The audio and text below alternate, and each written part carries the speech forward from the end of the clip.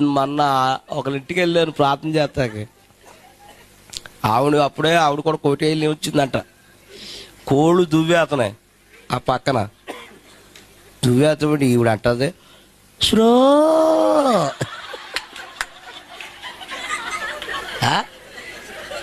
అయ్యో బాబోయ్.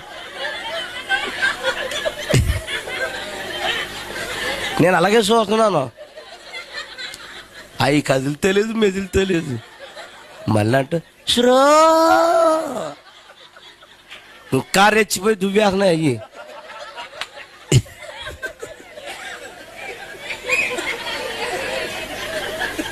అప్పుడు స్లో అంటే వెళ్తాయి. అప్పుడు నేను లేచి ఏంటి స్లో,